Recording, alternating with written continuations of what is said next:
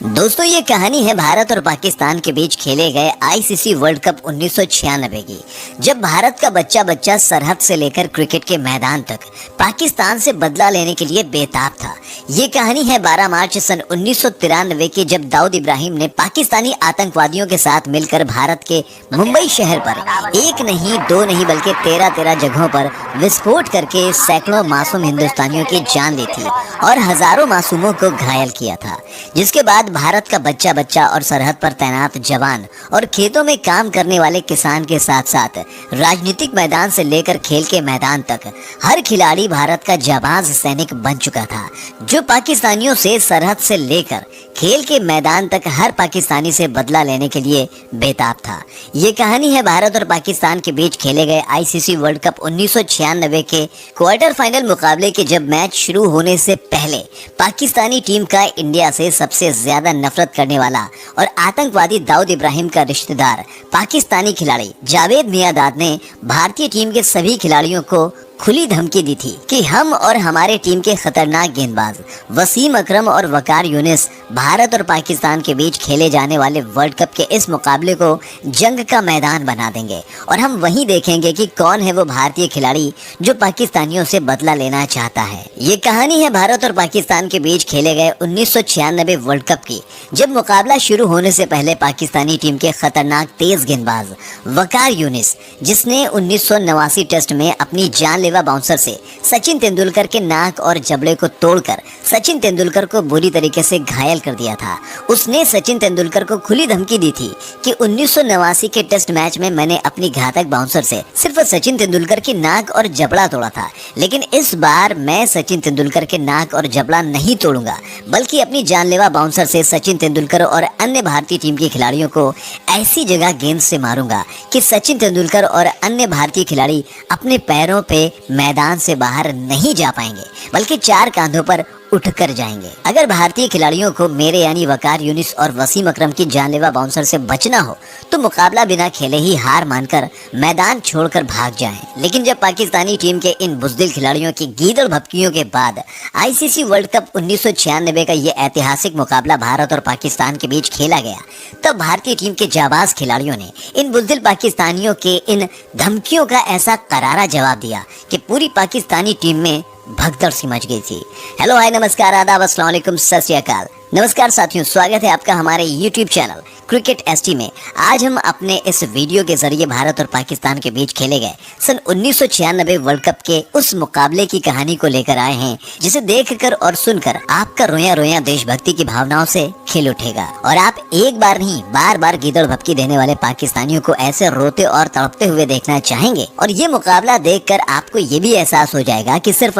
विराट कोहली, महेंद्र सिंह धोनी और रोहित शर्मा के दौर में ही नहीं भारतीय cricket team Pakistani cricket team की बाप थी, बल्कि हर दौर में भारतीय क्रिकेट टीम और भारतीय खिलाड़ी पाकिस्तान और पूरी पाकिस्तानी टीम के बाप थे। तो चलिए शुरू से शुरू करते हैं। साथियों, वर्ल्ड कप में भारत और पाकिस्तान का मैच हो और भारतीय टीम में सचिन तेंदुलकर, नवजोत सिंह सिद्धू, विनोद कांबली और मोहम्मद अजहरुद्दीन जैसे दिग्गज खिलाड़ी हों और भारतीय टीम के इन जाबाज खिलाड़ियों के सामने वकार यूनिस, वसीम अकरम, जावेद मियांदाद, इंजमाम उल हक जैसे दिग्गज पाकिस्तानी खिलाड़ी, तो शायद ही दुनिया में इससे ज्यादा बेहतर देखने के लिए कुछ और हो। साथियों, जब 12 मार्च सन 1993 हिंदुस्तान के मुंबई शहर पर पाकिस्तानी आतंकवादियों ने एक नहीं दो नहीं बल्कि 13 जगह पर बम विस्फोट करके सैकड़ों मासूमों की जान लेने के साथ साथ हजारों लोगों को जख्मी करके इन पाकिस्तानी आतंकवादियों ने हिंदुस्तान का दिल कहे जाने वाले मुंबई शहर को पूरी तरीके से लहूलुहान कर दिया था, जिसके बाद भारत और पाकिस्तान के बीच सरहद से लेकर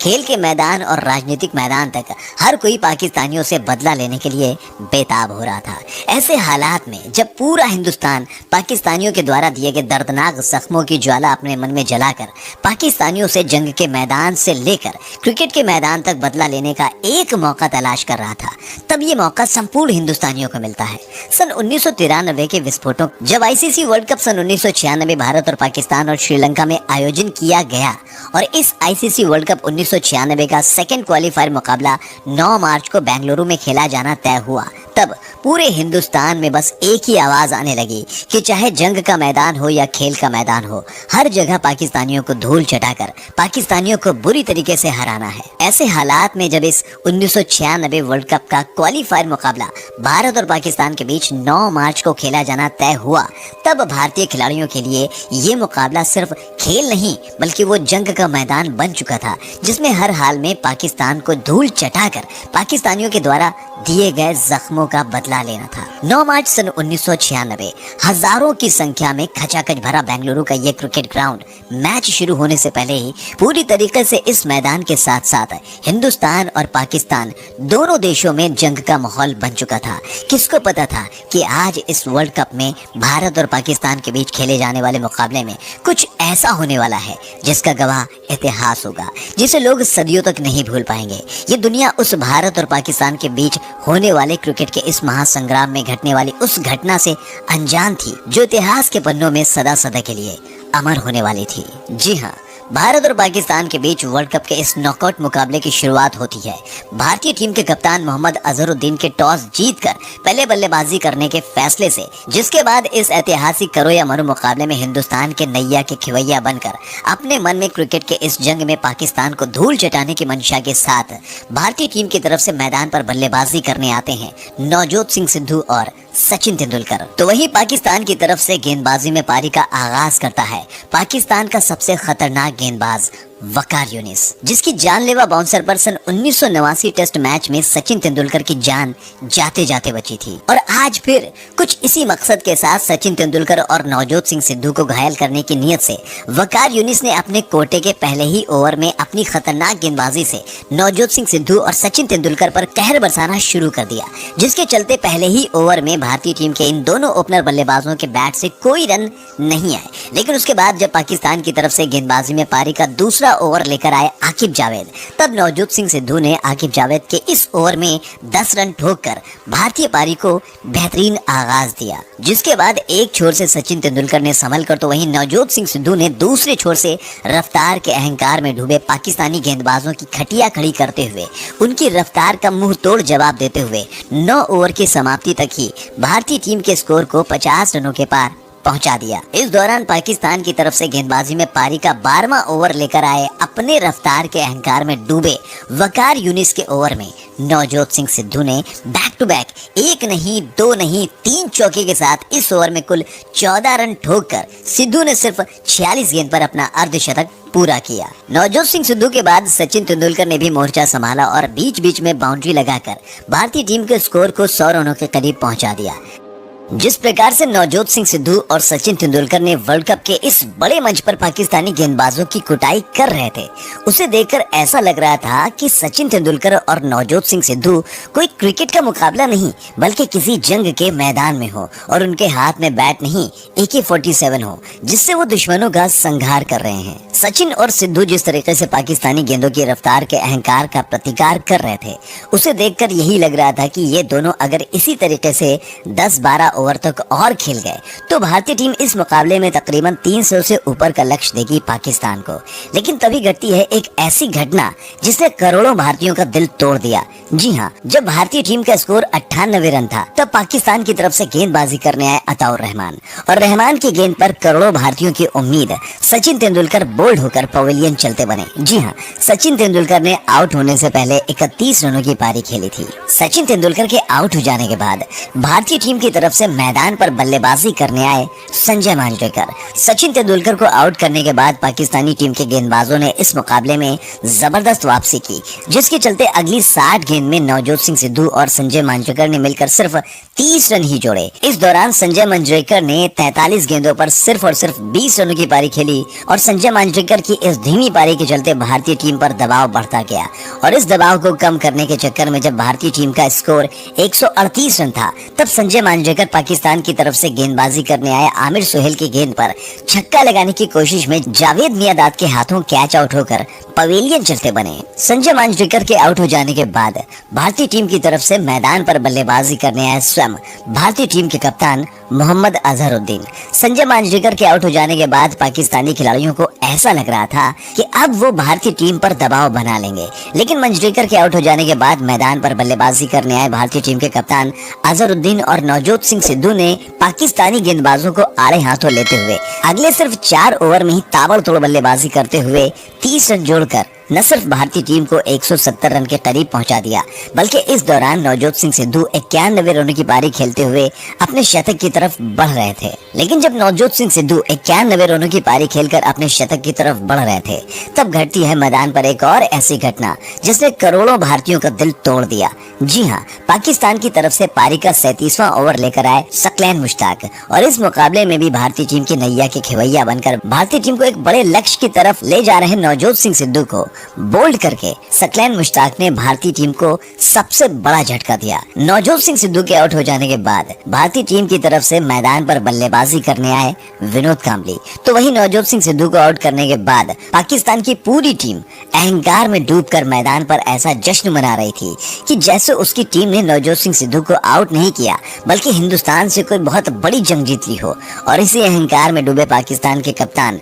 आमिर सुहेल ने आउट होकर पवेलियन जा रहे नवजोत सिंह सिद्धू को अपनी उंगलियों से अपमानजनक इशारे करके मैदान से बाहर जाने का इशारा करके नवजोत सिंह सिद्धू के साथ साथ पाकिस्तान का कप्तान पूरे हिंदुस्तान का अपमान कर रहा था, जिसे देखकर भारतीय सल्तनत के सेनापति मोहम्मद अजहरुद्दीन अपमान का घूंट पीकर रह गए और मन ही मन सोच लिया कि विकेट बचे या ना बचे, लेकिन अगली कुछ गेंद पर तुम पाकिस्तानियों को ऐसा एहसास दिलाना है कि बेटा हम हिंदुस्तानियों को अगर छेड़ोगे ना तो हम छोड़ेंगे नहीं। जी हाँ, और हुआ भी कुछ ऐसा ही। मोहम्मद अजहरुद्दीन सकलैन मुश्ताक के इसी ओवर में, जिस ओवर में उसने नवजोत सिंह सिद्धू को आउट किया था, उसकी तीसरी गेंद पर कदमों का इस्तेमाल करके ऐसा ब्रश की तरह करारा प्रहार किया कि गेंद भारतीय कप्तान के बैट पर लगने के बाद सीधे तारामंडल के जरिए ब्रह्मा जी के कमंडल में जा गिरी। मुश्ताक की तीसरी गेंद पर छक्का लगाने के बाद भारतीय सल्तनत के सेनापति मोहम्मद अजहरुद्दीन सकलैन मुश्ताक की चौथी गेंद पर भी ऐसा करारा प्रहार किया कि गेंद मैदान को चीरती हुई बाउंड्री लाइन के बाहर 4 रनों के लिए जा पहुंची।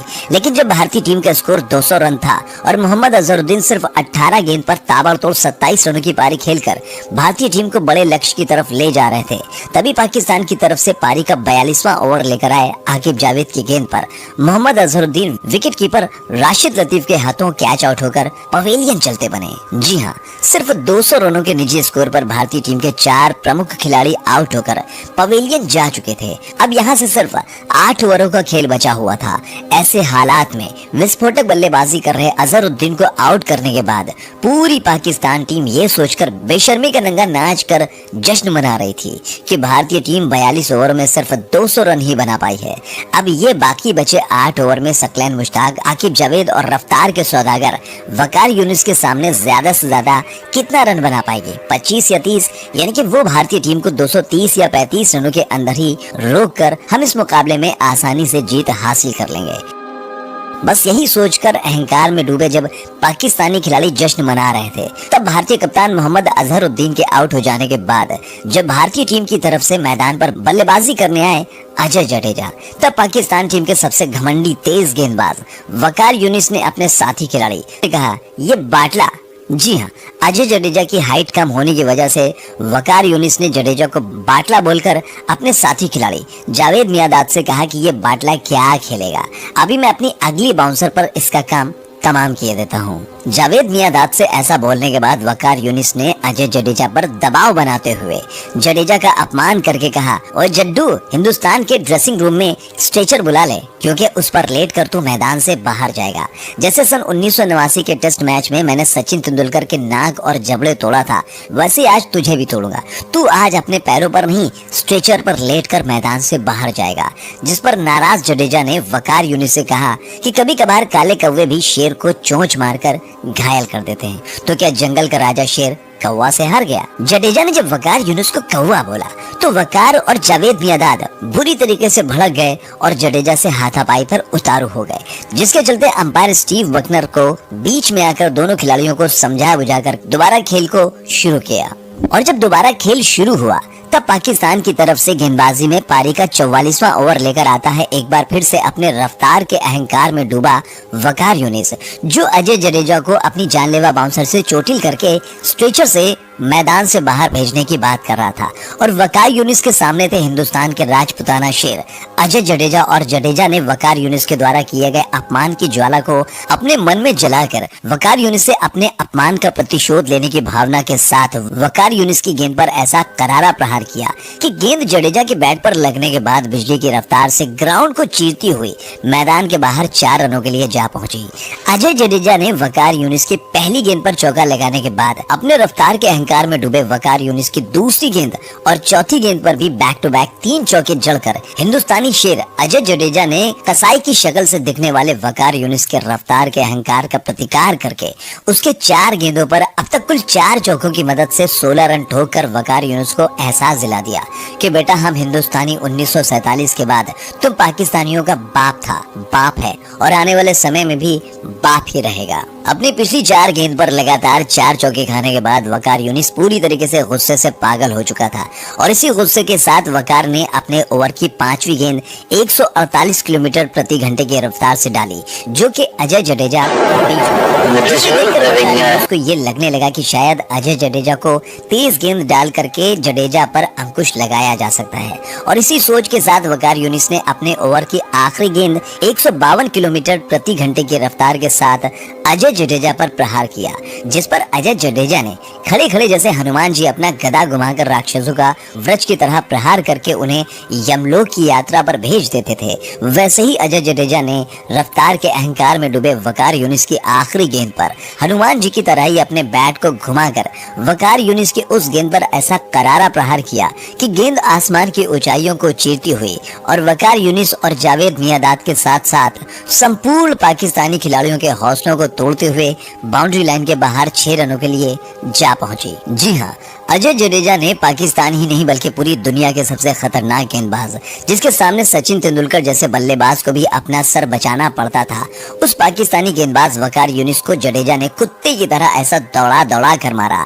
कि उसको भागने के लिए मैदान कम पड़ गया। जी हाँ, अजय जडेजा ने वकार के इस ओवर में कुल 4 चौकों और 1 गगनचुंबी छक्के के साथ 22 रन ठोककर इस वनडे मुकाबले को T20 बनाकर भारतीय टीम के स्कोर को 250 रनों के करीब पहुंचा दिया। अजय जडेजा के साथ साथ विनोद कांबली ने भी बीच बीच में पाकिस्तानी गेंदबाजों पर आक्रमण करके भारतीय टीम के स्कोर को तेजी के साथ आगे बढ़ा रहे थे। इस दौरान विनोद कांबली ने 26 रनों की पारी खेलकर सकलेन मुश्ताक की गेंद पर आउट होकर पवेलियन की तरफ गए, तो वहीं कांबली के आउट हो जाने के बाद अजय जडेजा ने पाकिस्तानी गेंदबाजों की धज्जियां उड़ाते हुए सिर्फ और सिर्फ 24 गेंद पर 4 चौकों और 2 गगनचुंबी छक्कों की मदद से 190 की स्ट्राइक रेट से तूफानी 45 रनों की पारी खेलकर उस भारतीय टीम के स्कोर को 50 ओवरों की समाप्ति तक 287 रनों तक पहुंचाने में अहम भूमिका निभाई, जिस भारतीय टीम का स्कोर 42 ओवर की समाप्ति तक सिर्फ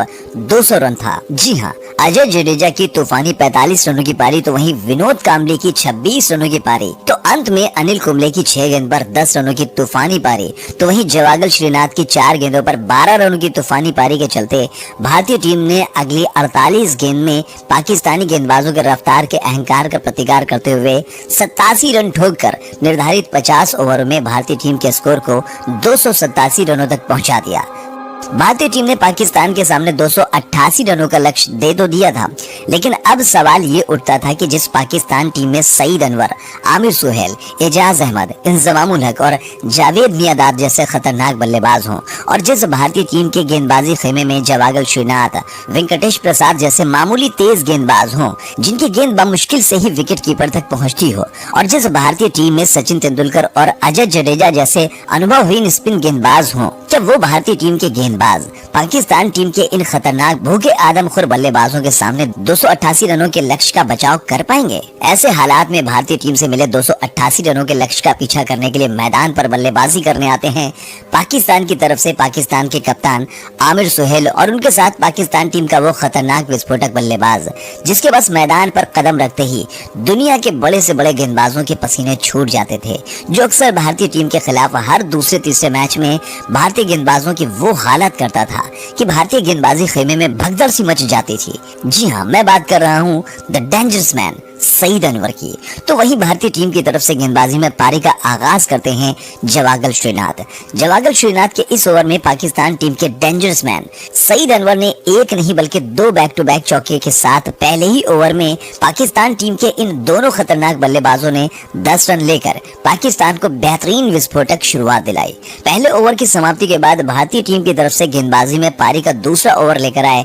वेंकटेश प्रसाद, और वेंकटेश प्रसाद की पहली और दूसरी गेंद पर लगातार 2 चौके लगाकर सईद अनवर ने उस भीषण रण का आगाज कर दिया, जिसकी कल्पना न तो भारतीय टीम के गेंदबाजों ने की थी और न ही भारतीय क्रिकेट फैंस ने। जी हाँ, सईद अनवर पाकिस्तानी क्रिकेट की दुनिया का वो महाविनाशकारी, वो महाप्रलयकारी बल्लेबाज अब खौफनाक रूप इख्तियार करके भारतीय गेंदबाजों को किसी कीड़े मकोड़े की तरह कुचलते हुए उनकी हर गेंद पर तबाही बनकर टूटे हुए भारतीय गेंदबाजों पर बिल्कुल वैसे ही तबाही मचाना प्रारंभ किया जैसे अपने अहंकार में डूबा रावण का महाविनाशकारी प्रलयकारी भाई कुंभकर्ण अपने विशालकाय और बलशाली शरीर के अहंकार में चूर होकर रामायण के युद्ध में भगवान श्री राम की वानर सेना को कीड़े मकोड़े की तरह कुचल रहा था। इस दौरान न सिर्फ सईद अनवर बल्कि अनवर के साथ ओपन करने आए आमिर सुहेल भी दूसरे छोर से भारतीय गेंदबाजों पर किसी भूखे आदमखोर शेर की तरह टूट पड़ा। इस दौरान पाकिस्तानी टीम के इन दोनों बल्लेबाजों ने भारतीय गेंदबाजों पर तबाही बरसाते हुए सिर्फ 9 ही ओवर में इस वनडे मुकाबले को T20 बनाकर भारतीय गेंदबाजों को खून के आंसू रुलाते हुए पाकिस्तान के स्कोर को 90 रनों के पार पहुंचा दिया। सईद अनवर और आमिर सुहेल की भारतीय गेंदबाजों पर तबाही भरी इस पारी का अंदाजा आप इस बात से लगा सकते हैं कि इन 90 रनों की पारी के दौरान इन दोनों पाकिस्तानी बल्लेबाजों ने भारतीय गेंदबाजों के धज्जे उड़ाते हुए 15 चौके और 3 छक्के ठोक डाले थे। यानी अगर जो देखा जाए तो इन 90 रनों की पारी में 88 रन सिर्फ चौके और छक्के से ही आए थे। इस दौरान आमिर सुहेल ने 30 गेंद पर 9 चौके और 1 छक्के की मदद से 44 रनों पर बल्लेबाजी कर रहा था, तो वहीं सईद अनवर 28 गेंद पर 6 चौके और 2 गगनचुंबी छक्कों की बदौलत तूफानी 48 रनों पर बल्लेबाजी कर रहा था। सईद अनवर और आमिर सुहेल की इस तूफानी बल्लेबाजी को देखकर न सिर्फ भारतीय टीम के गेंदबाज या फिर भारतीय टीम के खिलाड़ी बल्कि पूरा का पूरा हिंदुस्तान सदमे में था और सभी को ये लगने लगा कि अगर ये दोनों पाकिस्तानी खूंखार आदमखोर बल्लेबाज इस तरीके से भारतीय गेंदबाजों पर कहर बरसाते रहे तो पाकिस्तान भारतीय टीम से मिले 288 रनों के लक्ष्य को सिर्फ 25 से 30 ओवरों में ही हासिल करके भारतीय टीम को क्रिकेट के इस जंग में धूल चटाकर संपूर्ण हिंदुस्तान के माथे पर हार की कालिक पोत देंगे। सईद अनवर और आमिर सुहेल टीम के ये दोनों खूंखार खतरनाक बल्लेबाज जब कुंभकर्ण का रूप अख्तियार करके भारतीय गेंदबाजों की गेंदबाजी के साथ साथ करोड़ों हिंदुस्तानियों के अरमान को जब कुचल रहे थे, तब जैसे प्रभु श्री राम को आना पड़ा था युद्ध के मैदान में कुंभकर्ण के आतंक से अपनी सेना को बचाने के लिए, वैसे ही भारतीय टीम के कप्तान मोहम्मद अजहरुद्दीन ने सईद अनवर और आमिर सुहेल के कहर से हिंदुस्तानियों के मान और सम्मान की रक्षा करने के लिए अपनी सल्तनत के सबसे प्रमुख सेनापति, जिसका नाम भगवान विष्णु के नाम से ही था, जी हाँ, मैं बात कर रहा हूँ वेंकटेश प्रसाद की। और आपकी जानकारी के लिए बता दूं कि भगवान विष्णु का दूसरा नाम वेंकटेश है। और जिस प्रकार से भगवान विष्णु ने भगवान श्री राम के रूप में अवतार लेकर रावण और उसके महापराक्रमी भाई कुंभकर्ण का अंत करके पृथ्वी को भय मुक्त किया था, वैसे ही वेंकटेश प्रसाद ने भारत और पाकिस्तान के बीच खेले जाने वाली क्रिकेट की इस जंग में भारतीय गेंदबाजों की गेंदबाजी और करोड़ों हिंदुस्तानियों की जीत के अरमानों को अपनी विस्फोटक भयानक बल्लेबाजी से कुचलने वाले प्रलयकारी बल्लेबाज सईद अनवर को अनिल कुंबले के हाथों कैच आउट करवाकर वेंकटेश प्रसाद ने करोड़ों भारतीयों की टूटती सांसों में सांस डालने का काम किया। सईद अनवर के आउट हो जाने के बाद पाकिस्तान टीम की तरफ से मैदान पर बल्लेबाजी करने आया एजाज अहमद। पाकिस्तान के सबसे खतरनाक बल्लेबाज सईद अनवर को आउट करने के बाद जहां पूरा हिंदुस्तान जश्न मना रहा था, तो वहीं भारतीय टीम के कप्तान मोहम्मद अजहरुद्दीन और सचिन तेंदुलकर जैसे सीनियर खिलाड़ियों के चेहरे पर अभी भी चिंता की रेखाएं स्पष्ट झलक रही थी, क्योंकि अभी भी मैदान पर पाकिस्तान टीम का एक ऐसा खतरनाक बल्लेबाज मौजूद था जो इस मुकाबले में सईद अनवर से भी ज्यादा तबाही मचा रहा था भारतीय गेंदबाजों पर। जी हाँ, हम बात कर रहे हैं आमिर सुहेल की, जो अभी तक इस मुकाबले में सिर्फ 28 ही गेंदों पर तूफानी 48 रनों पर बल्लेबाजी कर रहा था। और अगर भारतीय टीम को इस मुकाबले में बने रहना था तो किसी भी कीमत पर जल्द से जल्द भारतीय टीम के इस खतरनाक बल्लेबाज को आउट करना बेहद जरूरी था। सईद अनवर के आउट हो जाने के बाद पाकिस्तान टीम की तरफ से मैदान पर बल्लेबाजी करने आया एजाज अहमद और आमिर सुहेल ने अब थोड़ा संभल कर बल्लेबाजी करते हुए पाकिस्तान के स्कोर को 14 ओवर की समाप्ति तक 120 120 रनों के करीब पहुंचाकर पाकिस्तान को अब पूरे तरीके से मजबूत स्थिति में लाकर खड़ा कर दिया। लेकिन इस बीच जब एक बार फिर भारतीय टीम पर संकट बढ़ रहा था, तब भारतीय टीम की तरफ से एक बार फिर भारतीय टीम के लिए संकट मोचन बनकर गेंदबाजी में पारी का 15वां ओवर लेकर आए वही अपने संकट मोचन गेंदबाज वेंकटेश प्रसाद। और वेंकटेश प्रसाद ने अपने इस ओवर में पाकिस्तानी टीम के दूसरे सबसे खतरनाक ओपनर बल्लेबाज आमिर सुहेल को बोल्ड करके भारतीय टीम को सबसे बड़ी राहत की सांस दिलाई। आमिर सुहेल ने आउट हो जाने से पहले 10 चौके और 1 छक्के की मदद से तूफानी 55 रनों की पारी खेली थी। आमिर सुहेल के आउट हो जाने के बाद पाकिस्तान टीम की तरफ से मैदान पर एंटर होता है the myth, the man, the body reader, dangerous man, Inzamam-ul हक। जी हाँ, इंजमामुल हक को द डेंजरस मैन इसलिए बोला जाता था क्योंकि वो पाकिस्तान का एक ऐसा खिलाड़ी था कि जब वो क्रिकेट के मैदान पर खूंटा ठोक कर खड़ा हो जाता था, तब पाकिस्तान कितनी भी मुश्किल से मुश्किल सिचुएशन में घिरी हो, वो उस मुश्किल सिचुएशन से पाकिस्तान टीम को निकाल कर पाकिस्तान की जीत की इबारत लिखने का हुनर रखता था। और आज एक बार फिर इंजमामुल हक ने एजाज अहमद के साथ उस वक्त मैदान पर आकर खूंटा ठोक दिया जब 25 रनों के अंदर पाकिस्तान टीम के 2 खिलाड़ी आउट होकर पवेलियन चले गए थे। इस दौरान पाकिस्तान टीम के दोनों बल्लेबाजों ने लगभग 8 से 9 ओवरों तक न सिर्फ विकेट को संभाल कर रखा बल्कि एक छोर से रन भी बनाना जारी रखा। लेकिन जब पाकिस्तान टीम के ये दोनों बल्लेबाज एक बार फिर भारतीय टीम के लिए संकट बनकर उभर रहे थे, तब इस संकट को मिटाने का काम किया एक बार फिर से संकट मोचन बनकर गेंदबाजी करने आए भारतीय टीम से वही संकट मोचन वेंकटेश प्रसाद। और वेंकटेश प्रसाद ने पारी के 19वें ओवर में एजाज अहमद को श्रीनाथ के हाथों कैच आउट कराकर भारतीय टीम को बड़ी सफलता दिलाने के साथ साथ पाकिस्तान को तीसरा बड़ा झटका दिया। एजाज अहमद के आउट हो जाने के बाद पाकिस्तान की तरफ से बल्लेबाजी करने आए सलीम मलिक। वेंकटेश प्रसाद ने एजाज अहमद को तो पवेलियन का रास्ता दिखा दिया था, लेकिन अभी भी भारतीय टीम के लिए सबसे बड़ा संकट था वो इंजमामुल हक, और वो अभी भी मैदान पर मौजूद था। और अगर भारतीय टीम को पाकिस्तान के खिलाफ क्रिकेट की इस जंग में अपनी जीत की उम्मीद कायम रखनी थी, तो किसी भी सूरत हाल में जल्द से जल्द इंजमामुल हक को आउट करके पवेलियन का रास्ता दिखाना बेहद जरूरी था। इस दौरान जब पूरी भारतीय टीम और संपूर्ण हिंदुस्तान इंजमामुल हक को लेकर चिंता में डूबा हुआ था, तब एक बार फिर से भारतीय टीम की तरफ से गेंदबाजी में पारी का 21वां ओवर लेकर आए भारतीय टीम के वही संकट मोचन गेंदबाज। जी हाँ, हम बात कर रहे हैं वेंकटेश प्रसाद की। और वेंकटेश प्रसाद ने अपने ओवर की दूसरी गेंद पर भारतीय टीम के लिए सबसे बड़े संकट इंजमामुल हक को विकेट कीपर के हाथों कैच आउट करवाकर वेंकटेश प्रसाद ने संपूर्ण हिंदुस्तानियों को अभय दान दिया। इंजमामुल हक के आउट हो जाने के बाद पाकिस्तान की तरफ से मैदान पर बल्लेबाजी करने आया भारतीय खिलाड़ियों के साथ साथ संपूर्ण हिंदुस्तानियों को अपना सबसे बड़ा दुश्मन मानने वाला और पाकिस्तान टीम का सबसे जाहिल खिलाड़ी जावेद मियांदाद, जो हमेशा अपनी विशैली जुबान से भारतीय टीम के खिलाड़ियों और संपूर्ण हिंदुस्तानियों के लिए जहर उगलता रहता था। जी हाँ साथियों, जिस पाकिस्तान टीम के सिर्फ 8 ओवर में 90 रनों से अधिक रन ठोक कर बिना किसी विकेट के नुकसान के भारतीय गेंदबाजी खेमे में पूरी तरीके से हाहाकार मचा दिया था, अब वही पाकिस्तान टीम 132 रनों तक पहुंचते पहुंचते अपने 4 मेन खिलाड़ियों को गंवाकर संघर्ष करने लगी, जिसे देखकर ऐसा लग रहा था कि अब भारतीय टीम ये मुकाबला आसानी से जीत जाएगी। लेकिन कहीं मत जाइएगा मेरे दोस्त, पिक्चर अभी बाकी है। और ऐसा हो नहीं सकता कि भारत और पाकिस्तान के बीच क्रिकेट की कोई जंग लड़ी जा रही हो और उस जंग में दिल की धड़कनों को रोक देने वाला रोमांच न हो, जिसकी शुरुआत करता है सबसे पहले हिंदुस्तान के प्रति हमेशा जहर उगलने वाला जावेद मियांदाद, उसके साथ मैदान पर मौजूद पाकिस्तान का दूसरा बल्लेबाज सलीम मलिक।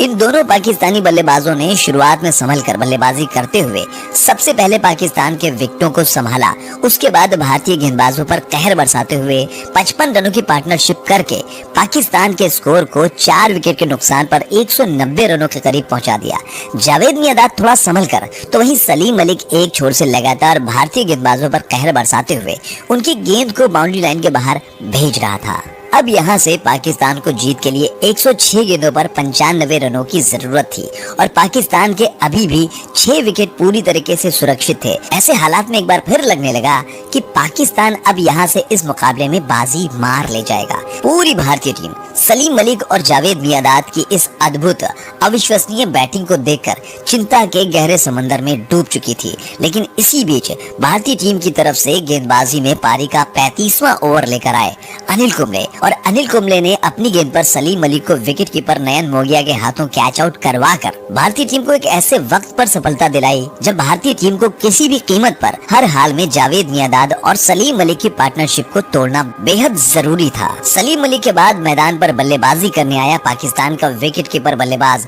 राशिद लतीफ। अब ये मुकाबला यहाँ से बराबरी पर खड़ा हुआ था। अब यहाँ से कोई ये नहीं कह सकता था कि ये मुकाबला हिंदुस्तान जीतेगा या फिर पाकिस्तान। इस दौरान पाकिस्तान की तरफ से मैदान पर बल्लेबाजी करने आए राशिद लतीफ ने भारतीय टीम की तरफ से गेंदबाजी में पारी का 36वां ओवर लेकर आए श्रीनाथ की पहली गेंद पर कदमों का इस्तेमाल करके गगनचुंबी छक्का, तो वहीं एक चौके के साथ इस ओवर में कुल 12 रन लेकर पाकिस्तान के स्कोर को 210 रनों के पार पहुंचा दिया। राशिद लतीफ के बाद भारतीय टीम की तरफ से गेंदबाजी में पारी का 38वां ओवर लेकर आए वेंकटेश राजू, और राजू के सामने था जावेद मियांदाद, और जावेद मियांदाद ने राजू की गेंद पर कदमों का इस्तेमाल करके ऐसा गगनचुंबी छक्का लगाया कि गेंद सिर्फ बाउंड्री लाइन को पार नहीं बल्कि ये समझ लो कि जावेद मियांदाद के द्वारा लगाया गया ये छक्का करोड़ों भारतीय क्रिकेट फैंस के दिल, कलेजे और गुर्दे को चीरते फाड़ते हुए बाउंड्री लाइन के बाहर जा पहुंचा हो। वेंकटेश्वर राजू के बाद भारतीय टीम की तरफ से गेंदबाजी में पारी का 41वां ओवर लेकर आए अनिल कुंबले, और अनिल कुंबले के इस ओवर की तीसरी गेंद पर एक बार फिर राशिद लतीफ ने कदमों का इस्तेमाल करके ऐसा गगनचुंबी छक्का लगाया कि गेंद राशिद लतीफ के बैट पर लगने के बाद करोड़ों हिंदुस्तानियों को खून के आंसू रुलाते हुए सीधे बाउंड्री लाइन के बाहर 6 रनों के लिए जा पहुंची। इस छक्के के साथ पाकिस्तान का स्कोर भी 235 रनों को पार कर चुका था। अब यहाँ से पाकिस्तान को जीतने के लिए 54 रनों की जरूरत थी 57 गेंदों पर, और अभी भी पाकिस्तान टीम के 5 विकेट सुरक्षित थे। और भारतीय क्रिकेट फैंस और भारतीय टीम के लिए सबसे दुखद ये था कि राशिद लतीफ और जावेद मियांदाद, जिनकी निगाहें पूरी तरीके से अब जम चुकी थीं, और वो अभी भी मैदान पर मौजूद थे। ऐसी स्थिति में अब भारत और पाकिस्तान के बीच खेले जाने वाले क्रिकेट के इस जंग में हिंदुस्तान की हार नजर आने लगी। संपूर्ण हिंदुस्तानी निराशा के घोर अंधकार में डूब चुका था। अब यहाँ से पूरी दुनिया ने यह मान लिया था कि हिंदुस्तान को यहाँ से कोई चमत्कार ही जिता सकता है, और सच्चाई भी अब यही थी कि भला जब यहाँ से सिर्फ 57 गेंदों पर 54 रन की जरूरत है